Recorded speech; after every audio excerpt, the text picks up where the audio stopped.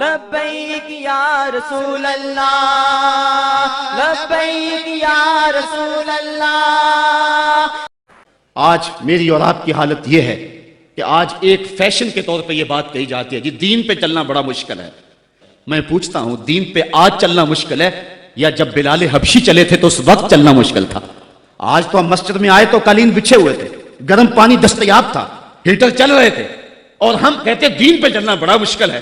ذرا ان سے پوچھو جن کی چمڑی بھی ادھیڑ کے رکھ دی گئی، جن کے جسموں کو لوہے کی کنگھیوں سے چھید دیا گیا، لیکن انہوں نے نہیں کہا تھا کہ دین پہ چلنا مشکل ہے۔ حضرت بلال حبشی کو جو ہے وہ سنگریزوں پہ کھینچا جاتا ہے اور وہ کنکر ان کے جسم میں کھپ جاتے ہیں اور کھینچ کر کے پھر نکالا جاتا ہے، کبھی تپتے ہوئے کوئلوں پہ ان کو رکھا جاتا ہے، اور امیہ بن خلف چنگاڑتا ہے بلال رک جاؤ چمڑا ادھیڑ دیں گے، لیکن بلال مسکرا کے کہتا ہے تو ترش شروع ہو کے گالی ہزار دے، یہ وہ نشہ ہی نہیں جسے ترشی اتار دے۔ اور بدنامی سے بڑھتا ہے محبت کا جنون، نشہ اتنا ہی تیز ہوتا ہے جتنی ہوا لگتی ہے، تو جو کرنا ہے کر۔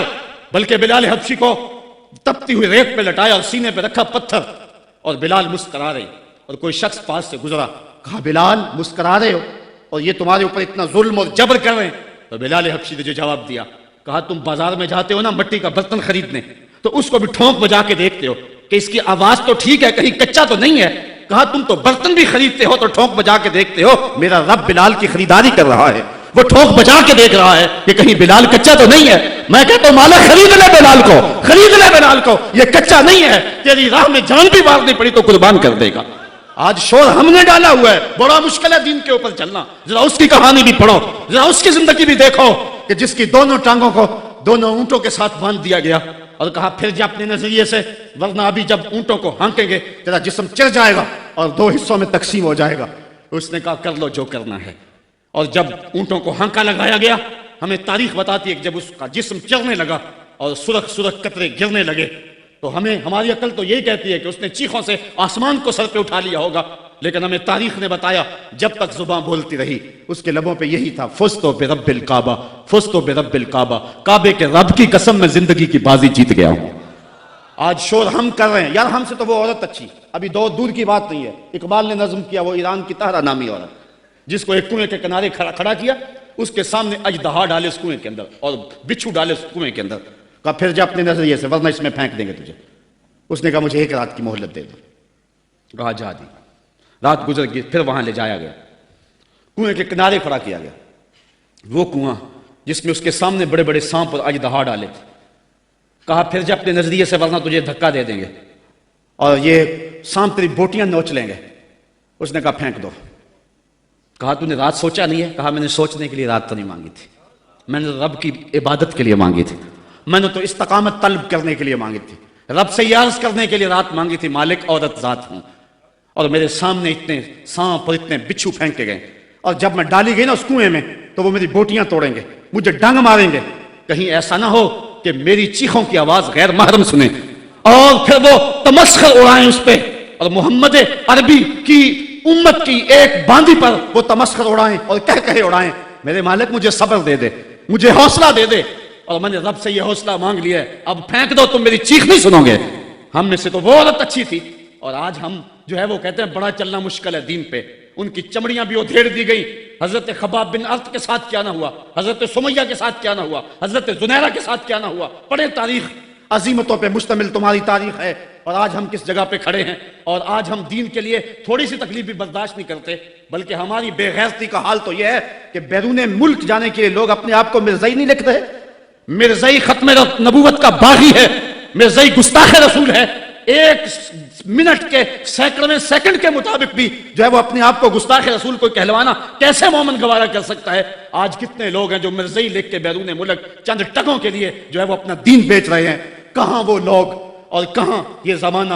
وتواصوا بالصبر، دکھ آئے گھر میں چولہا نہ جلے کوئی بات نہیں ہے، ہمارے نبی کی یہ سنت بھی ہے، ایک مہینہ گھر میں کبھی چولہا حضور کے نہیں جلا کرتا تھا۔ امام منذری نے لکھا ہے کہ حضور جب آئے نا حضرت سیدنا سلمان فارسی کے گھر کے اندر، انہوں نے ایک دن حضور کو گزرتے ہوئے دیکھا، دعوت کی، تو جب حضور کے سامنے کھانا رکھا گیا تو آنکھیں اشک بار ہو گئے، اور پھر ایک روٹی لی اور چند بوٹیاں ایک خادم کے ہاتھ میں دیتے ہوئے کہا جاؤ ہمارے گھر دے آؤ، میری بیٹی فاطمہ کتنے دنوں سے بھوکی بیٹھی ہے، مال کے کونین ہیں گو پاس کچھ رکھتے نہیں، دو جہاں کی نعمتیں ہیں ان کے خالی ہاتھ میں. صاحبو میرا لہجہ تھوڑا سا آج بے ترتیب ہو گیا ہے، لیکن آج میں اور آپ دیکھیں کہ ہم کس جگہ پہ کھڑے ہیں. وَتَوَاصَوْا بِالصَّبْرِ، حق اور صبر کی وصیت، اس کو کبھی بھی نہ چھوڑیں.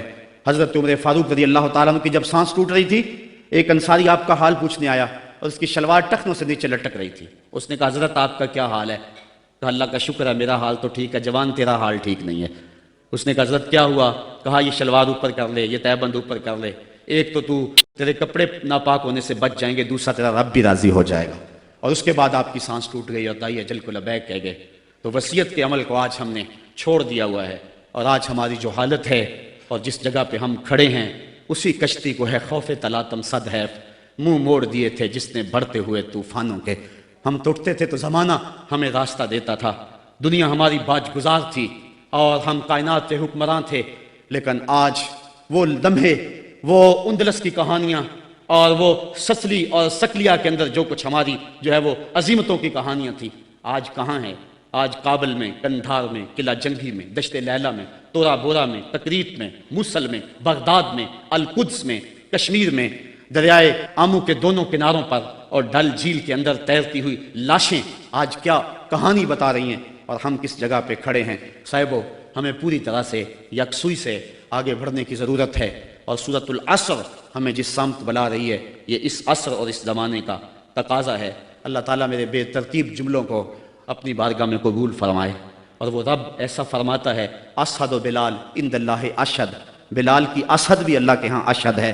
تو اللہ تعالیٰ میری اشہد کو قبول کر لے اور میرے لفظوں کا درد دلوں میں اتار دے، اور اللہ امت کو کھویا ہوا مقام عطا فرما دے.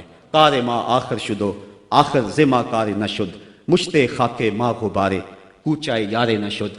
ورنہ جی تو نہیں چاہتا تھا کہ بات کو چھوڑوں، جی چاندہ اس رات نو میں محشر دی فجر تک روک لواں، جے وس چلے میرا تے سونے نو حشر تک روک لواں.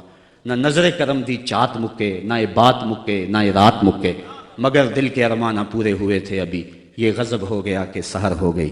ان کی زلفیں جدھر بھی بکھرتی گئیں، گیت گاتی ہوئی شب ادھر ہو گئی. ان کی آنکھوں میں ایسا نشہ تھا فراز، جس نے دیکھا وہی لڑکھڑاتا گیا. اس سمت ہی بہاروں کے رخ پھر گئے، جس طرف کے نشیلی نظر ہو گئی. چاند گہنا گیا، مہر شرما گیا، حسن ہر ایک شے کا سوا ہو گیا. ان کے آنے کا یار و مزہ آ گیا، پوری دنیا ہی شیر و شکر ہو گئی. کن کی کنجی ہے جس کی زباں وہ نبی، جس کی قرآن ہے داستاں وہ نبی. ان کی نظروں کی وسعت کی کیا بات ہے، جب بنی ہم پہ ان کو خبر ہو گئی. تم سے فریاد ہے گنبد خضرا والے، کعبے والوں کو ستاتے ہیں کلیسا والے. وآخر دعوانا ان الحمد.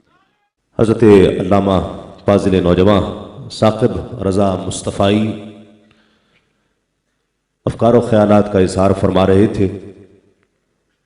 بقول ان کے بے ترتیب الفاظ انہوں نے قلوب و اذہان میں جو تلاطم بپا کیا ہے. میری دعا ہے کہ اللہ رب العزت اس کا اثر تا دیر قائم رکھے.